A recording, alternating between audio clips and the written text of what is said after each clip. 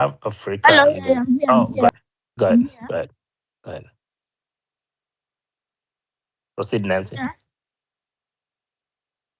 I mean, yeah. Like I'm saying, yeah. Just I don't know why you keep on intercepting us when we say that we need to radicalize ourselves. You know, because these people are coming on us, gun blazing. Why do we need to like massage them? No.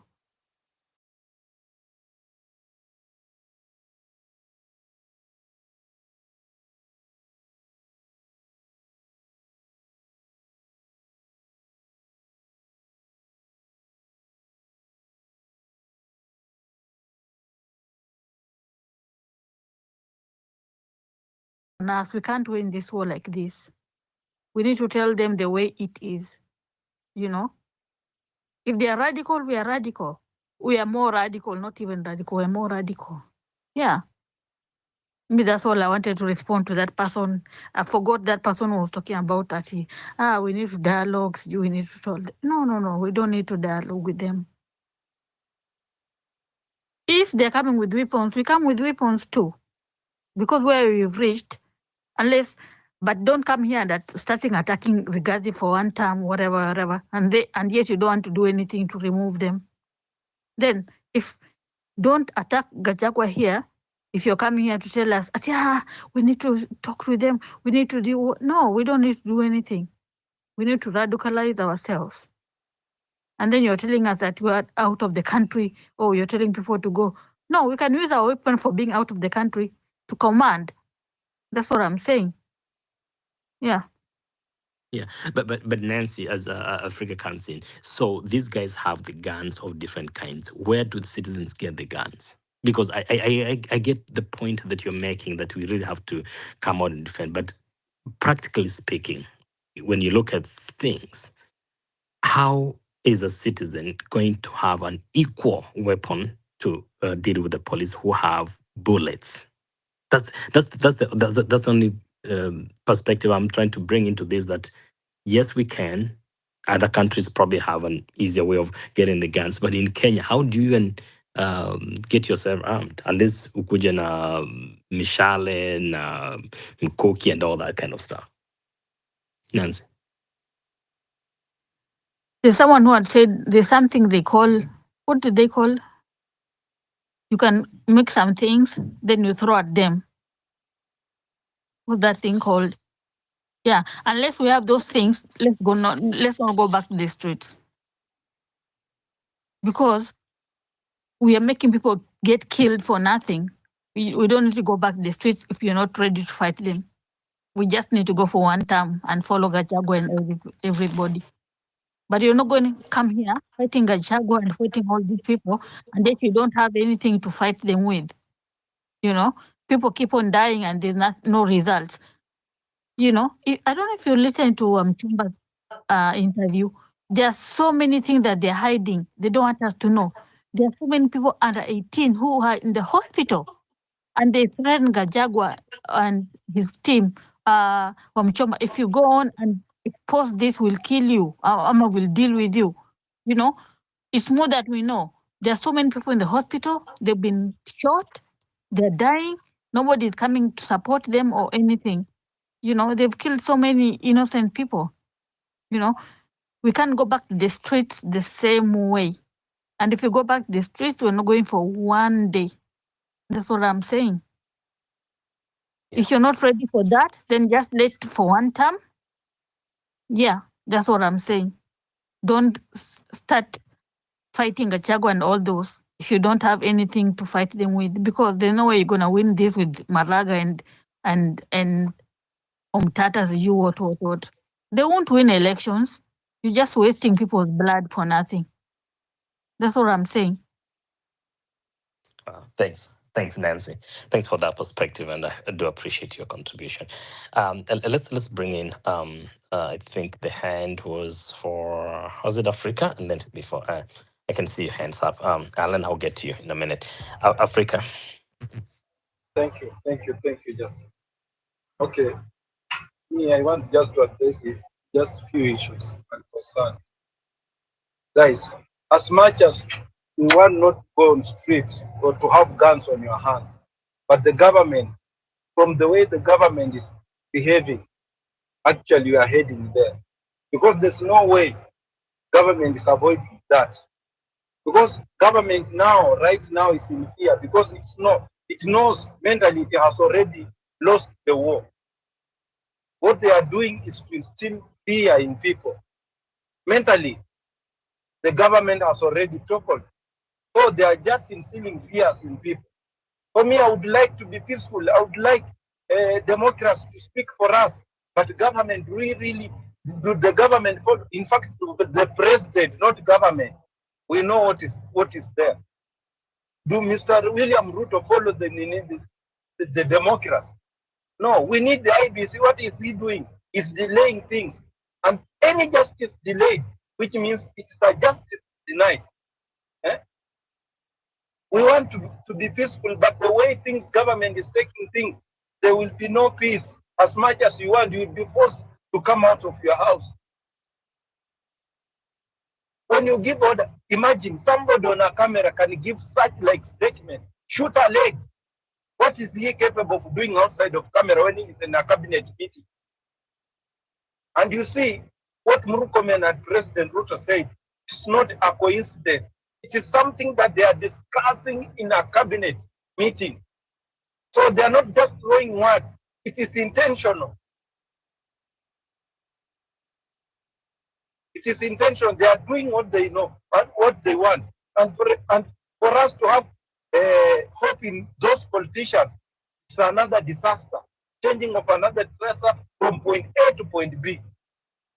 If we can have an opportunity to take this home, we need to take 80% of these guys, this politician home, so that they can also have those, the remaining will have fear. Where is the government? Executive owning the parliament. This is the democracy we want. We want democracy where institution will be respected. Not, and President must know, Dr. William Ruto must know, we are not fighting William Ruto as a person. We are fighting him because he's not doing justice to the president and any arm of the government. Once he started doing right, then things will be okay. But unfortunately, it is too late. It is too late. It is too late for him to change. Because shooting, I want if he gives that order, shoot to kill or break legs. I want those international looters who have been looting parastatals, and the case are there. We know they have just crossed the Rubicon to the other side. Now they are safe. We want, if they're shooting, those who are looting from supermarket, I want those who are mentioned with big scandals, like that one of the National Cereal Board, this man from Western, Waluke. I want those people. And anybody, nobody should cheat you. Anybody can rule Kenya. Anyone can lead Kenya, provided the institution start working rightly and we respect the institution. Anyone can lead, even you, Justice, you can lead if you decide to follow the constitution to the letter. But somebody doesn't want to follow constitution. They are just making bodies to loot money. These bodies that are being made, they are not there to help us. And nobody should cry about international body. It is our country. Let the international bodies come, find us when we are safe. When we are being killed, that the international body just reporting. What else can it do? That is my submission tonight. Yeah, Africa, thank you for that very powerful submission there. But then there's the other side, which we believe is probably coming from the government side, as asked by Raila Odinga, that we need a national dialogue. What do you make of that, Africa? Let me respond. Okay, let me respond. My friend, what I can see and what I can, for me, say that the dialogue has never worked in our nation. Every time we come up with the dialogue, who benefits? 2 or 3 people. But the intention of dialogue is not for benefiting 2 people. We want to benefit as Kenyan citizens. And any dialogue that they have put on table has not helped Kenya. Check, for example, when we were agitating against the 2024 financial bill, what happened? Who came on the table? Who benefited? Yes, he's a Kenya, but we want the one Kenya. At Ukana can benefit from a dialogue. When you go to the end, to the western, a Luo man can benefit. When you come to central, when you come to, because not a few picked people to benefit from dialogue. That kind of dialogue, they are useless. I'm sorry to say that. We want, if it is a candid dialogue that can help Kenya, but from the history, there's no dialogue that has worked for Kenya, but it has worked for individuals. And from now, what I can say, the only language, at least this government of Dr. William Samoei Ruto can listen, it is a protest. And at least now it is proven. You see, when the GNC went on the street, at least, though he brought back the financial bill, but at least he listened. I think I have responded to you. Thank you, Africa. Thank you for responding to that question. Yeah, I think Alan's hand was up. If you can proceed, and then I go to I believe if Benjamin is there, and obviously Wallace is back, and so let's go with Alan, and then we can reorganize the speakers. Just a response to what Nancy mentioned, and one question which you asked, and I'd ask the same question is, will you yourself go to the street armed to fight the police? Because that theory, it's good. It's good when you say to the ears, but practically it is not possible, because the reality is we will have many people being killed. Of course, people might have other opinions, quite the same, but I wouldn't advise anyone to take up arms and go and fight, because it won't end well. And the other thing which Nancy mentioned, and it probably struck me, is when you mentioned the likes of Maraga and whoever won't win the election, so we support the likes of Gachagua, and maybe. So the thing is, one reason why Kenya has always found itself in problems is because we have this thing called waste vote syndrome, where we think we have only two choices. Now maybe in some people's mind we have only Ruto and Gachagua, or what people say, two-horse race, and then we start debating which one we'd rather have eat us, And I think that is madness, because when you have that waste vote syndrome, is now you're left with choosing between a fox and a wolf, and both of them will actually eat you. And I think it is important we break free from that illusion of choice. Because even if I ask you, like, realistically, who between those you've mentioned that can't win the election, and this person who you've mentioned, if you're asked, when my assumption is we are all right-thinking human beings, if you're just asked which of these people who you've mentioned are servant leaders, I think it's something we need to break free from, that illusion of choice, because that is always why we always find ourselves voting in the wrong leaders, And I think it's time we build a third force. And there's need for us to take that fight to this, because ideally it's like a rigged two-party circus, because already in people's minds, we have two corrupt people who want to run for elections. Yet, the people who you have ruled out, who is Maraga and Omtata, well, the evidence is there. These people are working, they have done something for Kenya, but then in your mind, you're like, no, they can't win the election, so we won't listen to them. Then where does it leave us as a country? Are we still in that same circus where we're still voting in the wrong people or listening to the wrong people? And when people who are qualified, people who have really worked for Kenya, when they say something, we say, no, that guy can't win. It still doesn't make sense to me. So back to you, Justice. Okay. Can I respond, Justice? Sure. Who is that? Yeah, go ahead. Is it Erickson? Africa. Africa. Okay, go ahead, and then we can bring in Abdullah and then Wallace. Go ahead, Wallace. Sorry. Thank you very much again for the time and the space. Okay, well, it is Alex. I've already submitted that anyone can rule, provided we observe the tools that they are using to lead the constitution. Anyone, if it's Sokia Mtata and has been proven, he can lead. Even you, Allen, you can lead. Based on how you are supposed to lead Kenyans. It only comes a problem when you start to do your things there, like the way President Ruto is doing, buying in MPs and doing all those things to make decisions that will favor corruption or will favor him. Then number two, yes, it is true.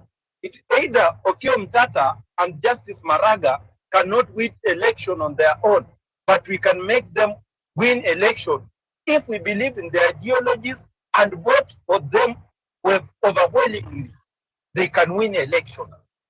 So if democracy can be rightly applied, we still have one tool and one hope, our vote.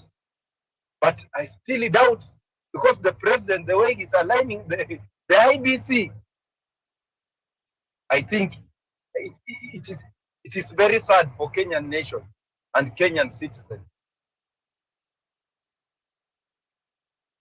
Yeah, that's right. They cannot win by themselves. We have to align and we have to work with them. We have to make sure that we get the best among us, not just to go for the lesser evil. Appreciate that.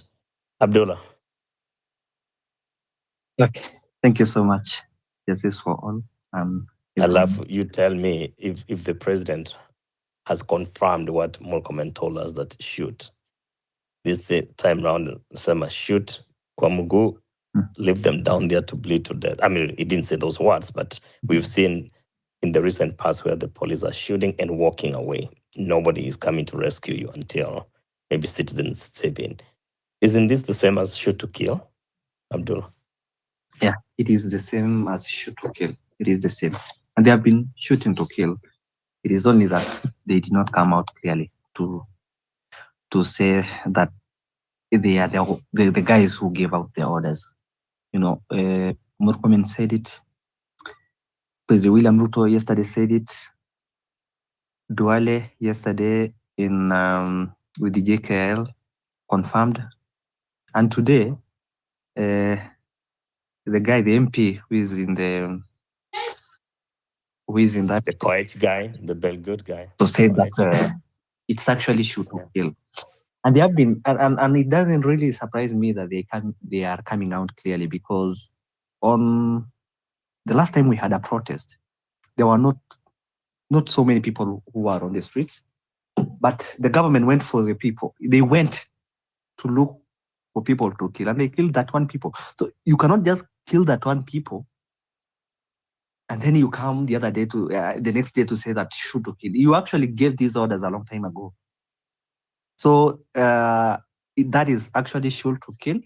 Who told President William Ruto? So today Sifuna said that a person cannot die by shooting in the leg. Rex Masai was shot in the leg and he died. You are paralyzing this person. He's not going to provide for their family. If they will not die, they can die of bleeding. They can die instantly. And you have paralyzed this person, so he can die because of the economy and other things. You know, so that was shoot to kill. And you know, you cannot cure poverty maybe by concentrating on poverty. You cannot cure poverty by concentrating much on poverty. You cannot also cure disease by always concentrating on disease. You need to study about health. Yeah, look at some interruption. Someone might okay. So you cannot really. So what the government is doing, they are not looking for the cure of the problem. They are causing more problem. Yesterday, President William Ruto said that when a police station is banned, Ruto says that it's a declaration of war. But I have a question. When a Kenyan is tortured and killed in a police station, is that also not a declaration of war? That people are, people are sending a message, but the government does not want to welcome the message. They are sending the message to the government that we are not comfortable and we are not safe in police station. When a Kenyan is abducted at their home, taken to a police station, tortured and killed, government lies, people make noise, government confirms that he was actually killed, and the chief perpetrator is still free. There was a message that was passed when comrades banned that police station, where at first the late Ojwang was taken. But the government does not want to welcome the message that people are uncomfortable or they are tired of this. They are tired of killing and they are not comfortable with police. There's a big problem between Kenyans and police officers. Why not solve that issue? Why not solve that issue? Kenyans do not go to the streets because they want to go to this. They are not banning their police station because they want to ban. It is a way of expression. When you prevent peaceful protest, like in online, when you kill people now will have other ways to, at the end of the day, they will have to express themselves. What William Ruto did yesterday created more anger. So people will even go to the streets again. You should not be, you should not sit at the State House and say that that could work. No, that could even escalate the situation even further. So people were banning police stations because a fellow Kenyan was killed in the police station. That was the message. So arrest Lagat. That is the thing. Let justice prevail. And I want to finish up by having something here. That there was a study done in 2019 about our police officers who manage crowds. And out of those who manage the crowd, only 28% of the officers involved in public order control, I mean those who control protests, had received specialized training beyond basic recruitment courses, beyond the military, how they are trained. So 28% only received training on public order and how to manage protests. So those trained reportedly only cover topics such as warfare, battle news, tear gas, and tear gas deployment. So even there's a huge gap in that training because there's a significant gap on how they were not taught about civic rights, de-escalation, and first aid. That's why they have the guts. A human being umemuua alafu unamvuta tu. How insane is that? How inhuman is that? These people are not even taught on civic rights. Even on first aid, when a Kenyan goes out to exercise their right of expression, even if that person is a goon, and you injure that person, it is the government that should provide first aid and even treatment, because Kenyans in the constitution have a right for healthcare. But you see, our police officers can even injure an individual and they do not provide first aid. Because our police officers are not trained to manage crowds. We have that right in the constitution, but we do not have people to manage it. We have a right, but we do not have people to manage it. We have people who deal with criminals. That they take us as criminals. And there was a day Japonji we are in the same space, and he told me that people during the training, when police officers are being trained, wananchi wanaitwa ni criminals. So these people do not take us as normal people who belong to this country. They take us as terrorists. So if President William Ruto was a responsible president, but he is not a responsible president, he's a reckless guy. First of all, protests will never end in this country. Even if, because personally I will vote Maraga or Mtata, probably there are some other people who will not, or there are some policies that they have and people will need to go to the streets. We need to have people who are competent enough to manage protest. We need to have competent people to manage protest, not people who take individuals as Al-Shabaab.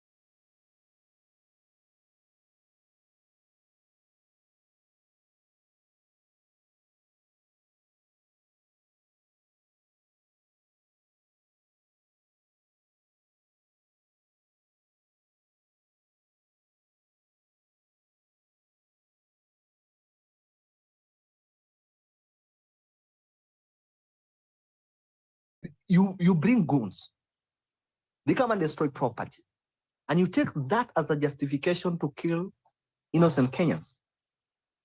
You still call yourself a government, you still call yourself a president. That is irresponsible. I think next time, and I will always finish by saying this, next time, if we ever go to a ballot and you have a chance to vote for someone who respects human life, and vote for someone who you are comfortable with your money. Do not vote for people who will steal your money and will kill you. Thank you. Thank you, Abdul. Go ahead, Erickson. What I would like to add on what my speakers just said is that number one, we need people to manage this protest. So who are we talking about exactly? So we need people like, let's say, medics, like people who are like doctors, nurses, so that they can come and manage. If somebody is bleeding out or somebody is almost dying because he has sustained a gunshot wound or blunt trauma to the head or anything, they should come and manage it so that we can avoid losing lives. Just like what he has said, that Rex Masai lost his life due to a gunshot wound. So what I would like to say is that we need more people to come and manage this. And the police should stop throwing tear gas canisters at nurses, at doctors, and other practitioners. So that's all for me now. Over to you, Justice. Thank you. Thank you, Erickson. Much appreciated. Yeah, and I think in the past we've tried to post the emergency contact numbers, whether it's for LSK, for the medics, and all that. And I think they've been trying, and we continue supporting and appreciating their efforts to do the work. I'll bring in, I don't know if Benjamin is there, but I'll bring in Wallace, and then Benjamin is there, and then we can go to academia. Good evening, Mzalendo. I hope I'm clear. You're clear, and the question is simple: has this government run out of options, and now they have resorted to let's use the gun? I think we discussed a bit of that yesterday, but I'll get to that. I think I saw the headline, and I was a bit surprised in the sense that Haiti is a very different space than ours. It's run by gangs, all pulling in different directions. I don't hear too many of them being very patriotic. Everybody is looking for their own mini kingdom. So I think one of the things we need to do with spaces, because they always need to be constructive, they need to be have that trajectory of moving us forward, rather than feeling like we are trying to put a gun to our heads.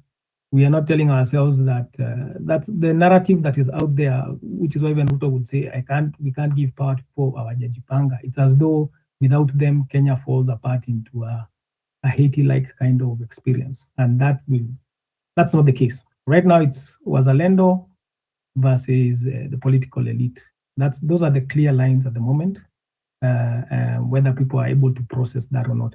But part of leadership, because I've taught leadership for over a decade, servant leadership, is that you are able to offer clarity of reality of what's happening at the present, and from there you are able to be strategic. Okay, so when Haiti is not an option, forget that. The question should be, we are seeing the government at the moment choosing to try and brand the patriots as the criminals.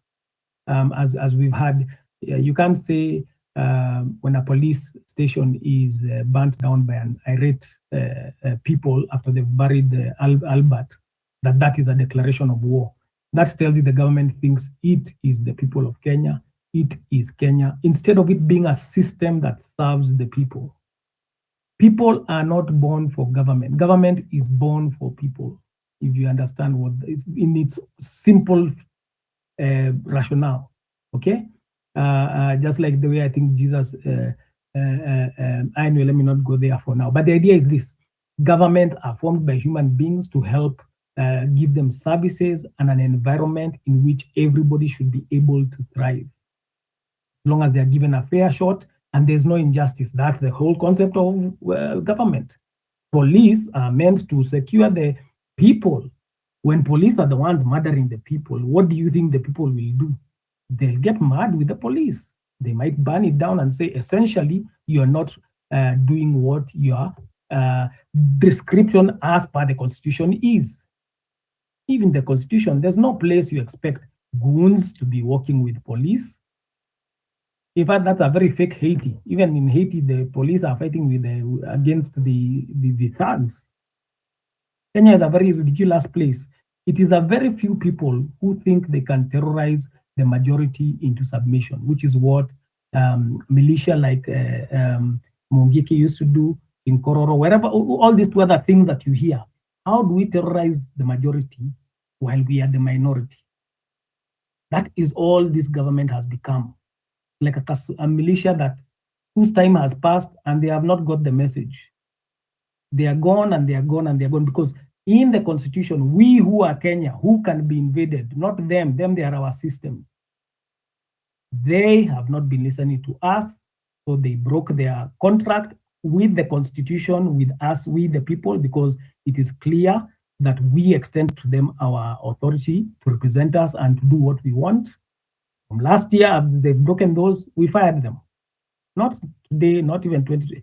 The idea is we know how process should go. Violence is not the path. I came a bit late. Of course, I found, I think it was Nancy winding up, and I think Alan responded to her well. Violence is not the way. We've known from things like Arab Spring and all. You learn. Wisdom is not only learning from your own mistakes, learn from other people's mistakes. Last year on Spaces, when we initially began, there were a lot of people who are eager to get, can we look for arms? Even guys in the on the ground, a lot of bravado. I used to tell them, be brave, we will bury you and we will honor you. But that is not the path. There are many instances in history where peaceful revolutions have still brought about change. And I kept telling people, India got independence before Kenya without having a Mau Mau. They got theirs in 1950. We had Mau Mau and we still had to wait until 1963. Violence, you don't fall to the level of your enemy. He'll pull you to where he has strength. The saying is, never argue with a fool, because number one, first they pull you down to their level, which is maybe insult and matusi. Then they beat you out of sheer experience. Amezoea kutupa matusi. Nilisikia Michelle akisema, when they go low, we go high. So there's nothing this government wishes more than you try to be violent, because they have the guns, they have the army, they have the military. You will be, by the time you win, they'll have killed 20 million of us. Because of course, maybe some military will turn and have compassion finally and realize we can't kill our own people. Maybe they would flip, but we don't want to go that path. In 2007, when we had that horrible post-election violence, and that's after that, that's when we began this slogan of Kabila and Eugene. I have yesterday somebody asked me what have I done? I never have solutions. Go online, UN Peace website, Google Wallace Kananda, Project Amani. The program we did to start pushing for peace from 2008 after the election,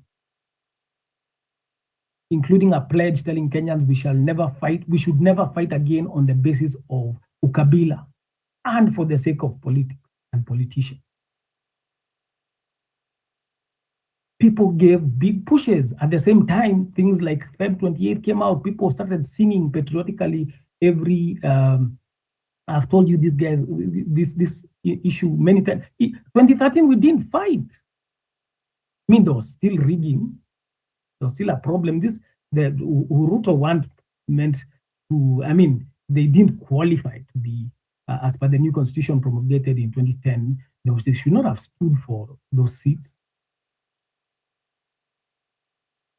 And there's a very simple saying in English: somebody with an experience can never be at the mercy of somebody with a theory. Theoreticians are in plenty. That's why it also said, those who can't teach. Teaching. They've never done jack. Last year, as soon as this protest began, we started telling people, don't fight physically. We can win this peacefully. Let's start making, we made a solution, Mkura blockchain. We met on Space. We formed a group in Telegram.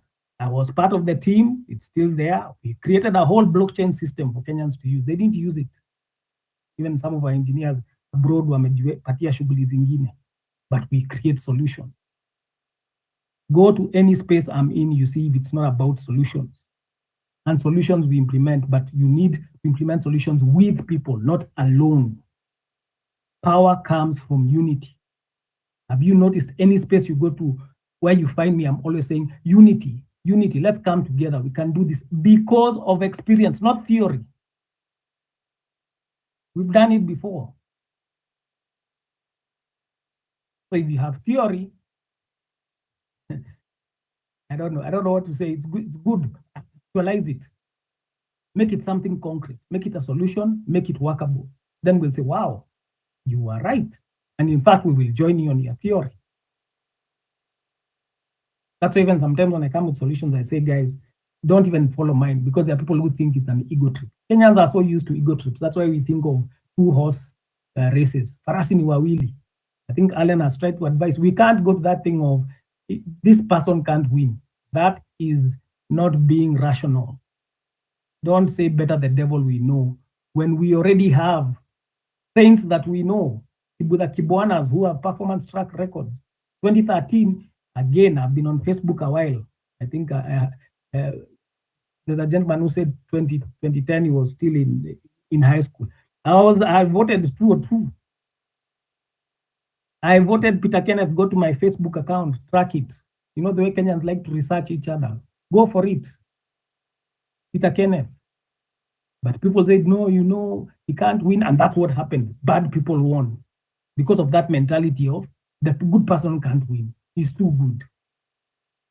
Peter Kenneth, all his constituents had his personal phone number. Do you know what Peter Kenneth did? He was not perfect.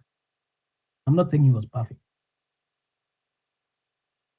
But he was a guy who delivered and he was available to people in Gatanga, wherever he was MP at the time.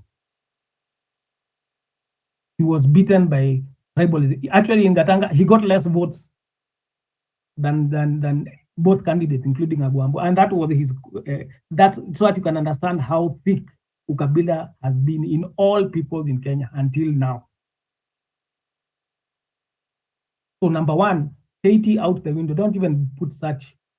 These guys are planning every day. We need all our spaces to be progressive, not to waste time assuming things that we are not even, you don't compare apples with oranges or apples and octopuses. Let me just say that, so that the difference is so stark, you know, it is not even rational. We are not Haiti, we are Kenyans. Do you know how much Kenyans love their country before it becomes a Haiti? So this government thinks it is the people, just see them as a small, they've made themselves a militia.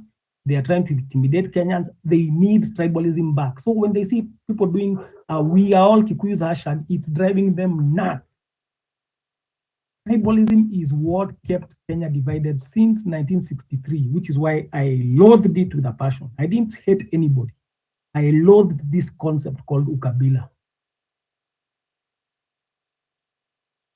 Loathed it. I was born in the city. I have never hated it. All my best friends have been from the community that was supposed to be my even the Otieno I'm using there. I shared with you guys yesterday. It's from my best friend. The Otieno is spelled with 2 T's. And they named me that when we were still in high school together, friends. So experience, don't listen to theory. I tell you, your physics teacher in high school and your chem teacher who are very smart, they never became scientists. They still couldn't do science. They could teach it, and they could teach it very well. I am not impressed by brains. Brains never deliver. That's why you don't. Most world leaders. How bright was Bush? Bush was way. And let me not even go to American politics. Look at Trump. Okay, let me not go through. But leadership is not just, you see Kenyans thought if we get people with degrees, we'll have the best leaders. People bought degrees. Joe bought his degree. You think these guys have degrees? Nyang Nyong'o was a professor. Was he the best leader before he got cancer? Is the one that seems to have sobered him up and told him, can I get some purpose in my life? Leadership is not just about brains. You can have brains, but you lack people skills. What you've just had, our police, if they are being trained to think Kenyans are thugs, that's why they mishandle Kenyans. And it begins with what I've said on spaces many times before. If Kenyans, like now, they are supposed to be recruiting. If you bribe for your kid to join the police force, that's not a policeman or woman. That is somebody with a vested interest. The day they pass out, they must get back their investment via bribes. So you are sowing the seed of your own destruction. You are sowing the seed of future people being forced to bribe a policeman. You as a Kenyan. That's why from the very beginning I said personal and corporate responsibility. We can't just see Ruto. He has a problem, yes. Let's say he's the culmination of it.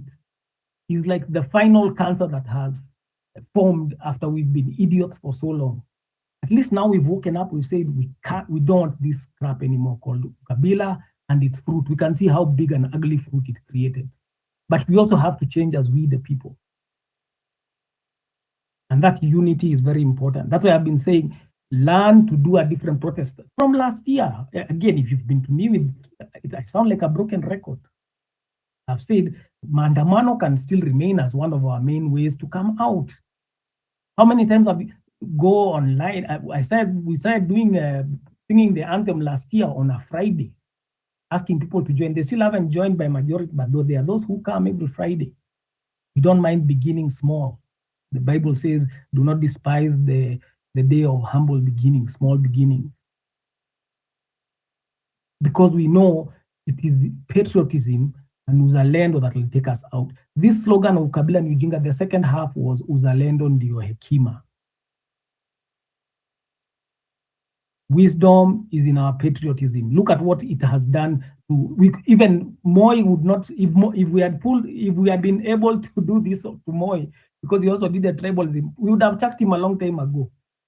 But everything in its own timing. Everything in its own timing, no problem. I'm happy, better late than never. But I want to say that let those who know how to talk much, talk much. And let those who know how to do.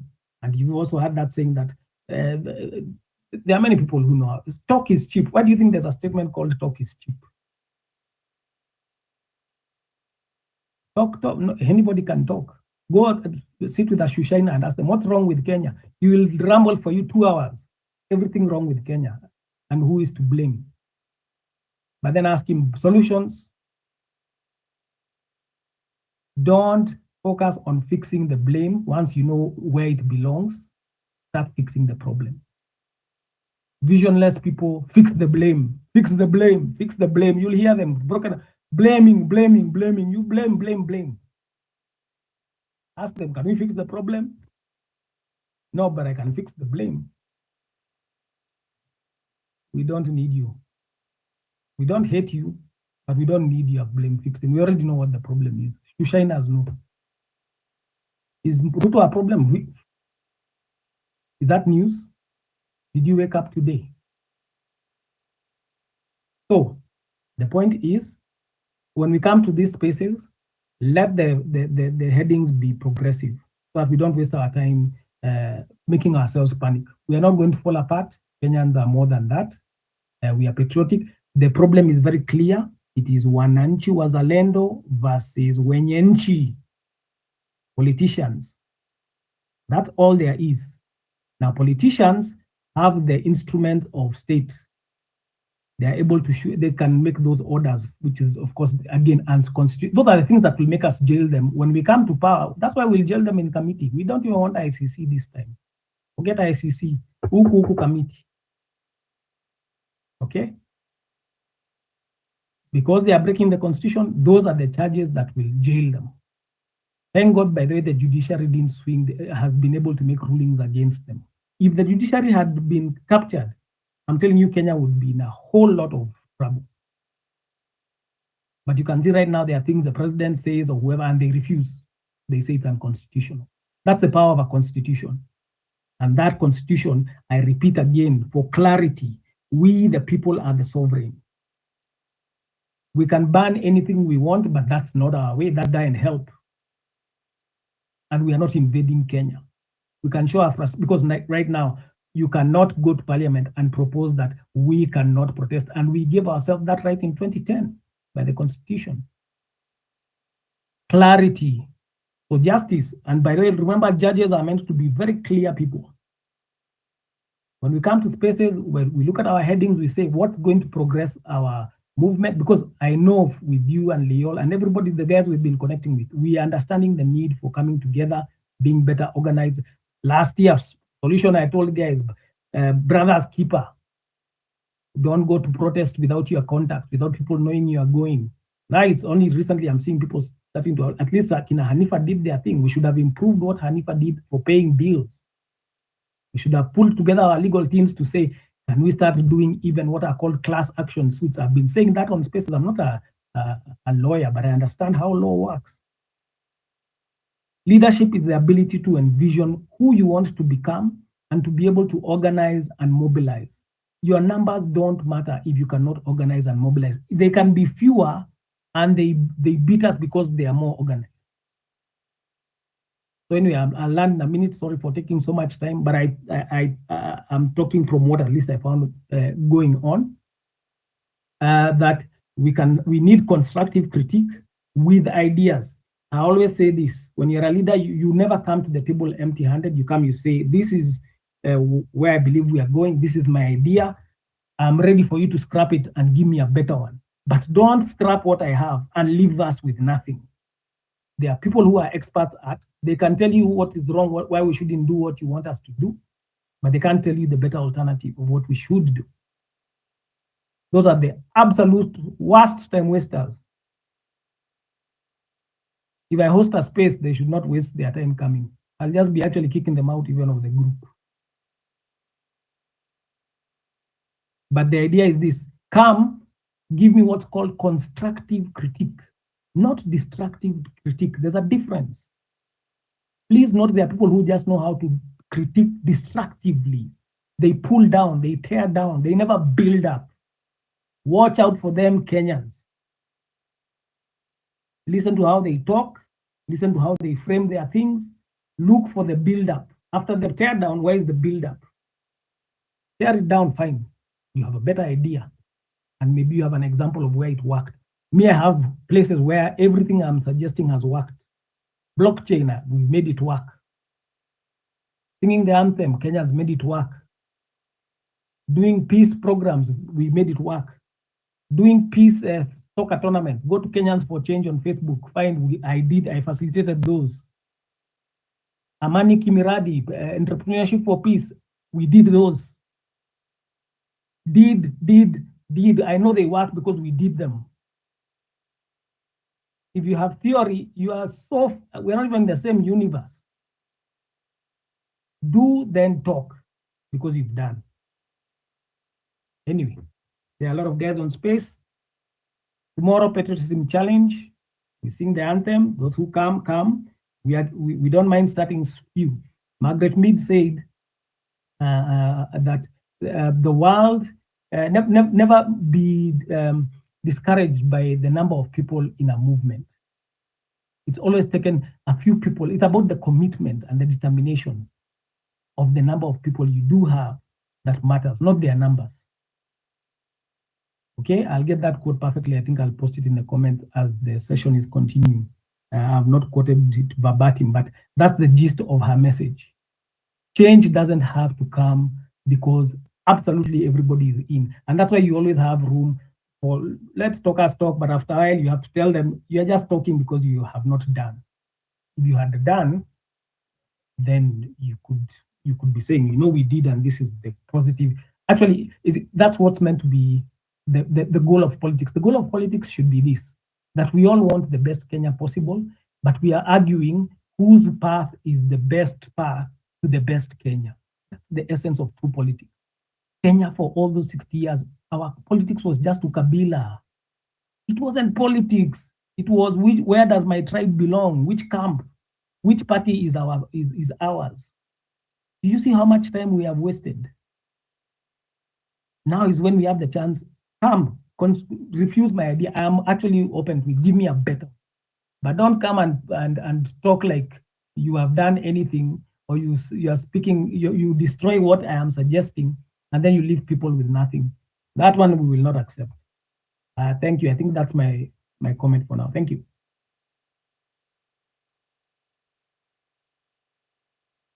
Thank you very much. Well, that's much appreciated. Can I ask a question? Go ahead, Africa. I ask Wallace. There's something I need Wallace to at least assist from my end. Go ahead. Thank you, Wallace, for your submission. I followed you keenly. My question is, we don't want, for me, let me take that to opinion. I don't want Kenya to go Haiti way. I don't want, even to some extent, I don't want Kenyans to go on the streets and be shot guns or bullets. But the indication, who is supposed to listen for us? Anything that, any platform that you can talk so that the government can listen, it is not listening. For example, if you take like the case of Albert, he was just addressing simple and mere issue of corruption. Now look, what is the end result? We don't want to go on the street, but what can we do so that the government can listen to us? Nobody's there on the street because he wants to be there. It is the situation that has forced someone to be out on the street. And some even wishes to be there, but they can't be there, they can't go there. What can we do so that we can avoid street and avoid the Haiti way if the government is not listening? And when you try to address the problem, the government, they either back to you or also dirty manners they do. What can we do so that the government can listen to the citizen so that we cannot go on the street again? Okay. Thanks, Africa. By the way, please note, I have not said you don't go to the street. I said, and my pitch of late has been, we need alternative forms besides going to the street, because the street sometimes is important for them to know there's something extreme that the people are not interested in being forced to process continually. Like, you can't keep taking people and saying they bashed their heads. They committed suicide by bashing their heads on the wall. The simple alternative I gave, which is what you've just had me mention right now, was alternative forms of protest. One of them could be national holidays, where they welcome all of us to go to stadiums because they need their ego rubbed to see at least Kenyans are with us. You go into the stadium, you sing the anthem and you walk out, or you turn away from them. Somebody threw that idea in one of the spaces. But the idea is new ways of showing this dissent. Kenyans have done that thing of Kuamka Usiku. I think it was when we had there was a revolution with the plates and knocking pans. Kenyans have done that.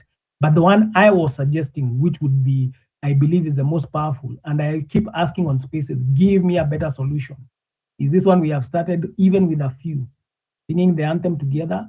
With what reason? Okay, listen, because now you're not going on the streets to do, you've not told them on this day we are meeting at Uhuru Park so that they put police around and they cordon and they start shooting you. We make it a national habit. The way we used to sing the anthem in schools, I don't know if they still do it in parade nowadays. We used to pledge the loyalty and we used to sing the anthem anytime we'd have what was called a school parade or school assembly. But we do it now at a time when diasporans can join us, all Kenyans everywhere can join us. The anthem can be a very powerful form of protest. Mozambique has just recently done it. Mozambique was even kneeling down on the highways and singing the anthem. Google it. These are facts, okay? So we show solidarity with each other. Anytime we do that, people don't have to close their businesses, which they have to close anytime we call a maandamano. You have to shut down your business. And unfortunately, goons take that opportunity to loot businesses so that the government can try and frame the movement that these people are only out to loot. So the idea is this: what can we do that leaves no room for looting, it doesn't have any central location to do it? Because I've told you, we did it before and we're doing the National Day again. Google it so that you can confirm, okay?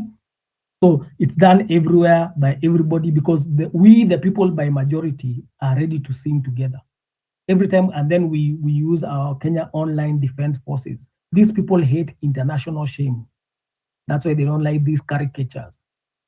So the days we sing on Fridays, we also agree what are our hashtags besides Ruto must go or whatever, that stop abductions. Remember, they're always blundering every week. Stop that, we reject the finance bill. Like now, we the people reject that LGBTQ thing they've signed. We should say, we don't care what that guy signed in UN.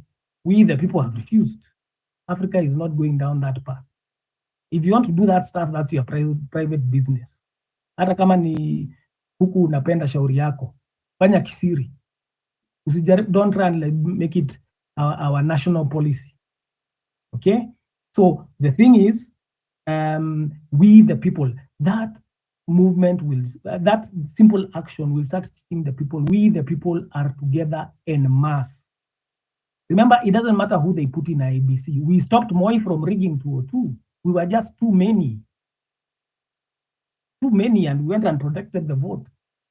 So it's going to build that unity. The Bible says where there is unity, there's actually, if you've ever heard the story of the Tower of Babel, why did God have to create different tongues? These guys were going to do anything they determined because they were, together.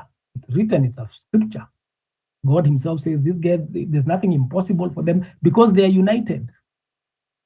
So now, if we can unite for the sake of patriotism, this whole thing is changed. And that's why I also have said from that patriotism, when we were creating the online Kura and stuff, was to say, and you now, vile tumesema tuende tusembele all these MPs and MCAs. I'm sure you've seen those posters. I'll also put that in the comments. We can now again in unison tell them, remember, if you don't vote what we are saying, not only are you not going out, but we'll come and visit you and you explain why you didn't vote the way we told you to vote at the County Assembly, National Assembly, Senate, and Governors, Council of Governors. So let me simplify it that way, Africa. We can go, you see now, you will not call it going to the streets. You'll go to work, you'll go to your, wherever you'll be. We'll just agree at 2 p.m. on Fridays, we sing our anthem. We hit all social media with our hashtags because Kenyans make things trend. It will embarrass them outside. We'll tell people don't lend money to Ruto government. They are not representing we the people. Our constitution is online. We have refused. You lend them, they will pay you as individuals. And I think let me pause on that because others need to talk. But I hope Africa, you've got the gist of it. We don't have to go and be shot. We can do something that they can't tear gas. They can't tear gas people sitting in the bank. I got you. And then lastly, what can we do? For example, for me, at time I cry because sometimes we go out vote, but at a time, I strongly believe that our vote doesn't reflect what we have done. Then second thing, you can see how they are driving the IEBC. They know the largest part that can cause change on a ballot, they are DNCs. And from the look of things, most of them, they don't have IDs or there is delay. So how can we help these DNCs so that they can have right tool that we may use it, at least to exercise our democracy come 2027? Okay, in a minute. Sorry guys for taking time. Number one, I've told you we have protected the vote before in 2002. The perfect would have been a blockchain election, but there's no time for that. And of course, they won't accept it. They'll dilly-dally around. Maybe we'll use that in 2032. But what we can do still is teach young people that besides the presidency, everybody focuses on the presidency. But think about this rationally. Kikulacho kinguoni mwako, starting with your ward rep. Mzalindo Allen here can tell you he's gone to a ward rep meeting, and the smallest project was 5 million that is disappeared, and you can't explain where the money has gone. You are eaten from your wards, then you are eaten from your constituency, then your county. You know this, you're a Kenyan, you're here. Let's focus on gaining control over everybody from our ward rep going upwards, using technology, because we the people can enforce it. So we can say the next election, we will protect the presidential vote for sure. Because if we put in independence, okay, anytime you put in a candidate, you have a right to put a polling officer that represents you as independents, whichever independent party you are. And then on top of that, we can agree as with the young people, when they are looking for IEBC officials, they have to pick them from the peoples of Kenya. So again, we pledge to ourselves, because we've learned to sing our anthem, that we are not going to engage when we are made IEBC officials and we are in those places. We will not allow rigging to happen and our watch. We'll be taking videos, the way we've been taking videos of cops shooting innocent people. They can't stop us from monitoring this thing much closer than any international agency can come to monitor our election. So there is a strategy, and a very simple one. Technology is not only the leveling game, it's what makes us leapfrog them. They have technology, they can buy technology, but they are not more than us. We have the same technology they do. There's nothing they can buy, we can't buy Vichanga. And then we are in the millions. So even if there are a few thousands intelligent of them, we are in the millions with vision. So I think let me stop talking at that point, and other people need to engage. But thank you for the questions, Africa. Okay, thank you, Alice. I got you covered. So if I can just summarize, we exercise patience. The revolution we seek is not a one-day journey. Then lastly, let us vote. When you have a chance to vote, let us load the ballot paper with our votes. Automatically, something good can happen. Thank you.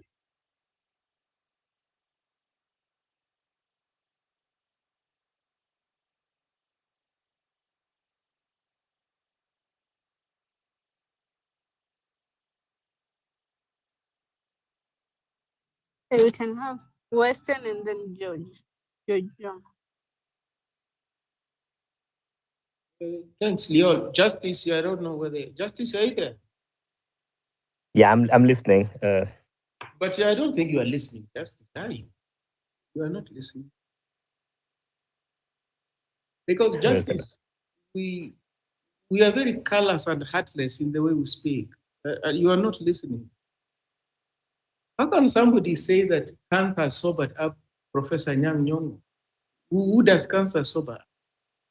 Like, what does that even mean? So you are a problem, now you've got cancer, now it has dealt with you. Justice, are you listening really what people are saying on this space? Like, how can somebody say something like that? The cancer sobered you up? Well, what does that even mean? Justice? Beyond? No, even if you have an enemy, Why are you asking me? Are you afraid of me, Western? Ask, I'm the one who made the statement. Ask me. You wish them that. Is that what you would wish them? You're like your worst enemy. Ask me. Ask me. I think, you want me to answer? Justice. See, William Ruto comes across as a mean-spirited person. But there are many people in this place who are equally mean-spirited, but wouldn't know because they are opposed to him. Just take note of their choice of word. You know, it betrays their subconscious. And it's worrisome, extremely worrisome. Which is why I tell you, when you look at him, his shortcomings are prominent because of his perched at the top. But if you look at his society, there are so many people who are as cruel as he appears, who are as callous as he appears. Very cruel. And it's not surprising because there's no correlation between religion and morality, ethics and values. So when you find many people professing Christianity or whatever, that is the most immoral and corrupt society. I'm telling you. You find that people who go to church, you know, they invoke God all the time. Just observe what they do. It's always a contradiction. Very heartless, very inhumane, very dishonest. You know, you very sanctimonious. You know, you juxtapose yourself against another person and you see yourself as being better. You know, just as if you, I always put it like this. If you think you're better than another person, you've got self-esteem issues. Self-esteem issues. If Nyong'o threatens you because he's a professor, you've got self-esteem issues. And that's the problem. So you deal with yourself. Don't deal with Nyong'o. Don't look at Professor Nyong'o as a problem. You have a problem. Because if you look, if you've got self-esteem, you know that you're making a contribution to your society without being a professor. So the professor does not dwarf you, does not intimidate you, if you are sure about yourself. But if you're not sure about yourself, then you've got issues with the Nyong'o and many other people like who have done well for themselves, in whichever area you may look at. we can't have a society like that. We cannot. And that's bigotry. Justice, it's bigotry. It's just bigotry. Because if you are free from bigotry, you don't dehumanize anybody. You don't demean anybody. You don't. You seek to humanize people. And you are at all times informed by honesty. You strive to be honest. And if you make mistakes, they're genuine mistakes. Not that you deliberately go out to make mistakes and hurt people. You make genuine mistakes.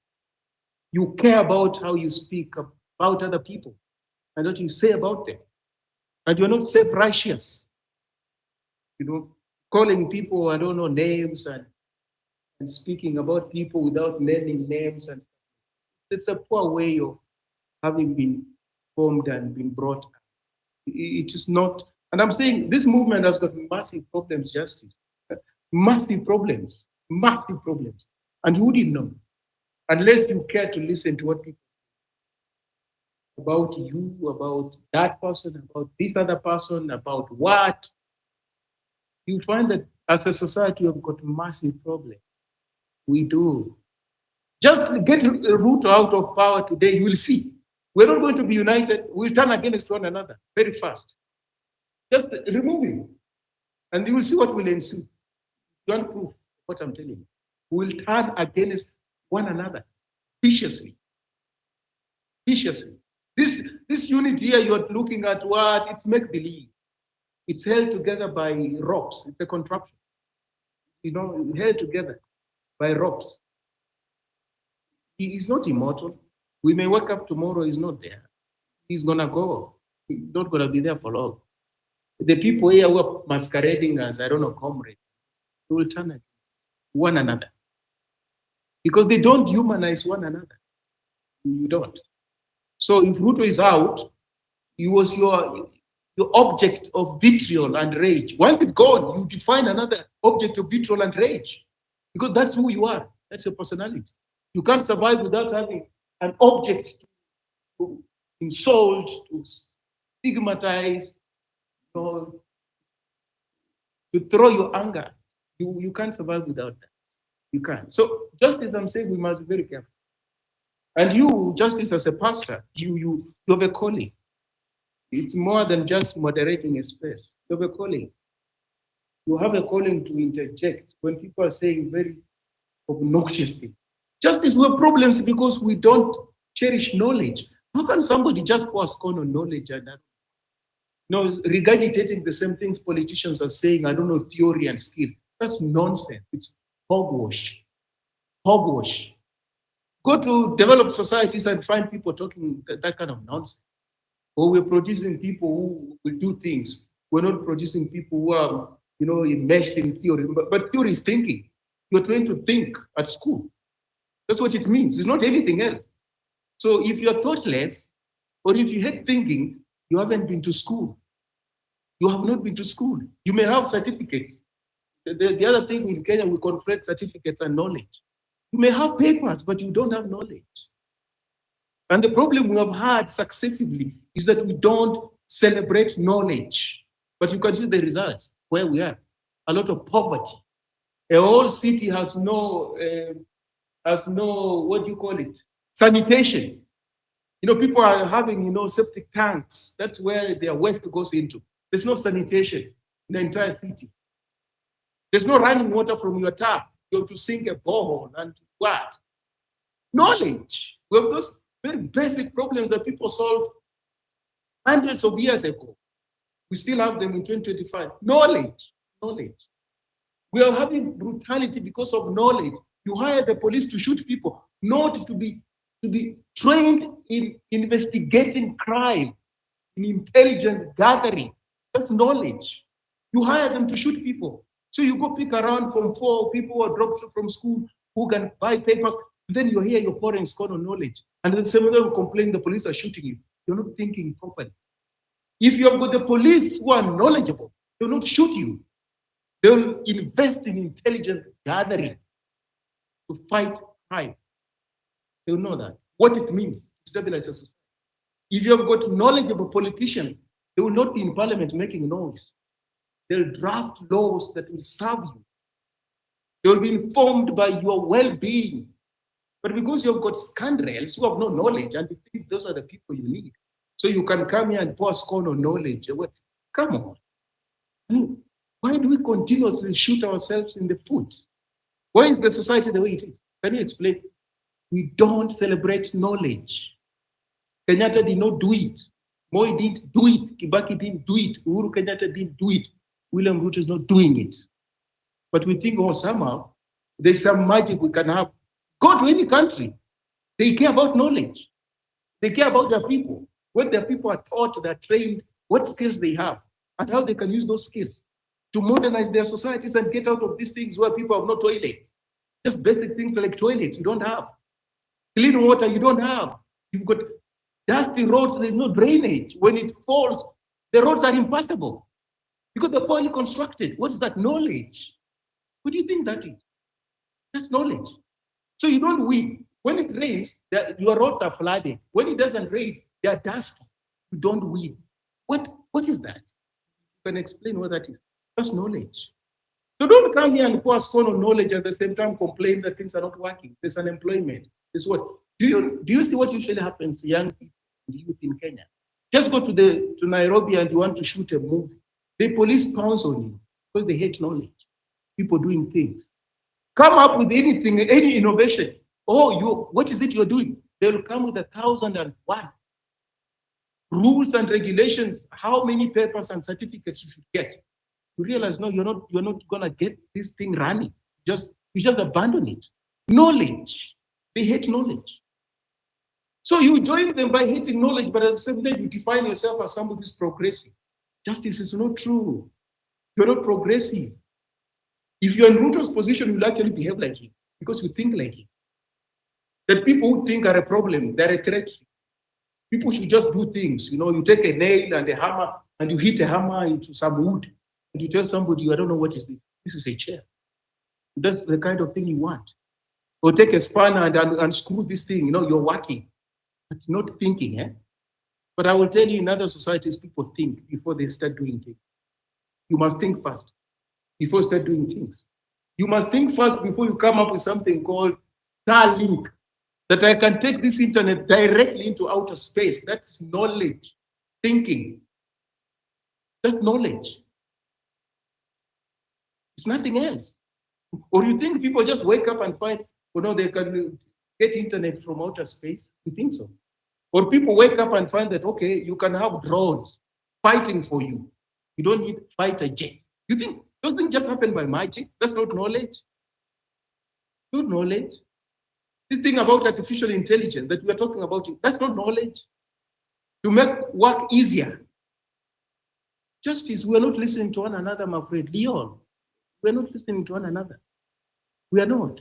But you need knowledge to listen to what somebody is saying and make sense of what they're talking about. If you have no knowledge, you won't listen and you won't make sense of what they're saying. And people may be saying very atrocious things, but you will not pick them up. You won't. Totally atrocious things. I'm saying we cannot dismiss knowledge, scholarship and schooling, proper schooling. We can't dismiss that. We can have issues with anything else, but we should guard jealously the right of people to go to school and go to school properly. Joe can have papers, can buy papers. Why? You know why? Because we celebrate papers and titles as opposed to knowledge. So Joe will go and get a paper also. Yeah, because we don't celebrate knowledge. So why can't I go and buy a paper? Come on, what are you? I've got a PhD. From where I got it? What do you have? I've got a master's. Where I got it? Because you are in a society that celebrates papers, credentialism, as opposed to knowledge. So if we find somebody who doesn't have papers but can do something, no, this is not the person we want. No, show us your papers from school. But the person can do it, can think properly. Yeah? So justice, we are not moving. We are not moving. Because if you want to know that we are moving, you have to look at our minds, the way our minds work.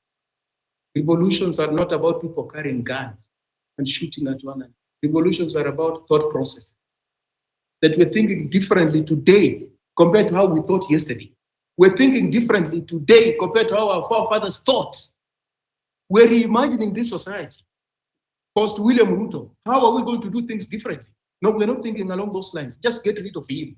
Things will sort themselves out. That's magic. It's like witchcraft. No, you can't run a country, a state on witchcraft and on prayer. That's witchcraft. You run a country, you run a society on brains and commitment and integrity, things that we don't have.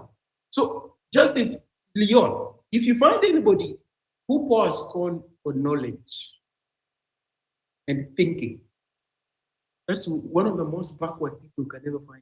It's worse than a suicide bomber, such an individual. Because it's going to condemn a society to backwardness, and people will die of preventable disease. People will be locked up in a lot of backwardness and poverty and Stone Age problems. You only overcome Stone Age problems through knowledge and thinking. And you have to celebrate people who think. You don't pour scorn on them. Moi didn't like thinkers. Kenyatta didn't like thinkers. Uhuru Kenyatta didn't like thinkers. William Ruto does not like thinkers. Now you, who doesn't like thinkers, you're like those characters. Just treat you like that. But I'm not surprised because that's the society in which you are born.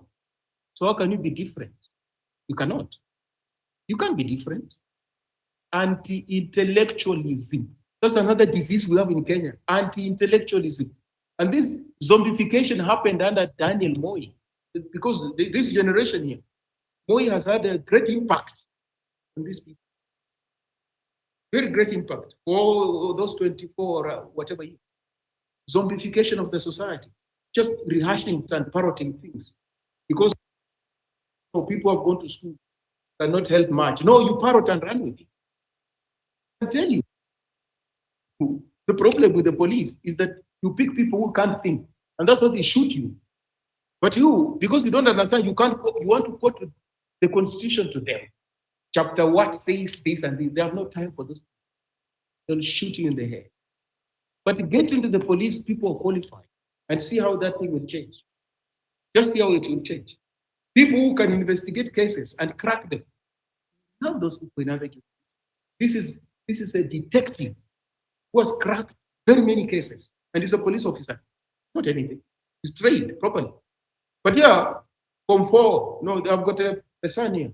He just finished Form 4. No, I'll take them to the police. I'll take them to the military. Those security forces are dumping ground. Why? For people who know can just shoot. But what did Thomas Sankara tell us? A soldier who only knows how to shoot is a bandit. The bandit. You can say that about the police. The police officer only knows how to shoot a gun is a bandit. You need to think. You need brains. Even when you engineer a coup like Thomas Sankara, what do you want to do when you get into power? You have to think. Otherwise, you're just going to shoot people and kill them because you don't like what they are saying. So justice, there's a lot of intolerance in Kenya. That's the point I'm making. A lot of it. A lot of it. You can look at Ruto's speech yesterday, is very intolerant if you want to look at it like that. He couldn't care less. Well, how can he speak like that? He's unpresidential. But William Ruto is a quintessential Kenyan. It's a quintessential Kenyan. Many Kenyans think like him. They behave like him. They're cruel and callous and autocratic like him. I can put it to you for free, Leon, justice. Yeah. And you can see them on these spaces. It's unfortunate. Cancer has sobered up young. Oh my God. What became of my society?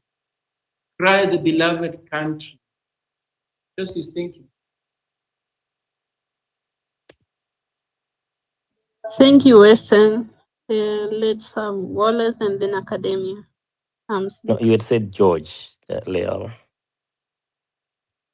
Wallace and Wallace, then George. George. Okay.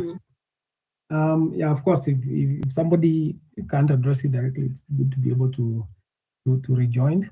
Number one, nobody spoke against education. What I said is when you learn about servant leadership, you realize it's not pegged purely on people's papers. Kenya has never lacked for brains.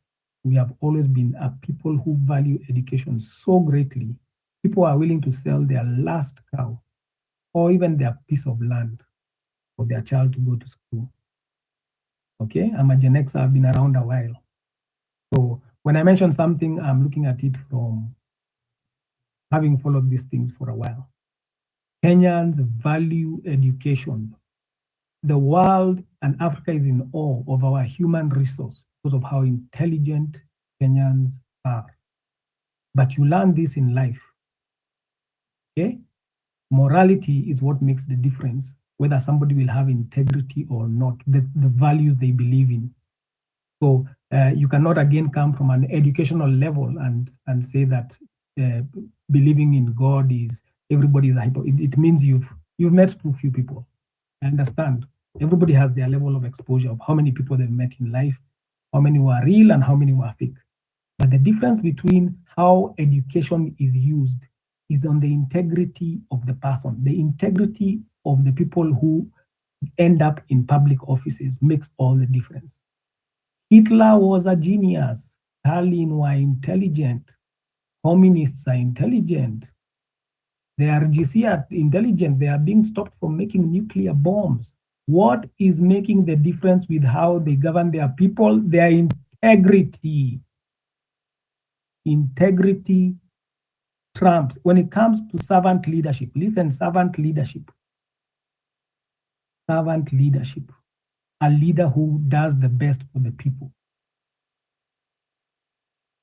We have loads of examples of actually, when you are intelligent and then you lack integrity, you lack morality, you become exponentially more dangerous.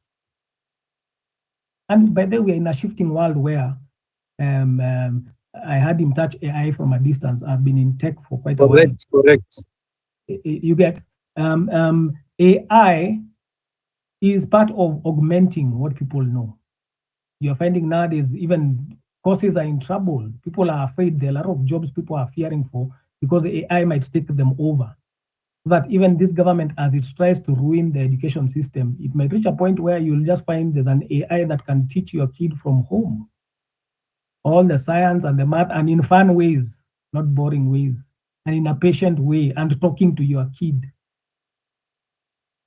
Intelligence now is being bought if you've not understood the concept of AI. But I'm telling you this, there's a big difference between knowledge and wisdom. Knowledge is knowing stuff. You have great knowledge, you can make a bomb. Wisdom is the integrity to use the knowledge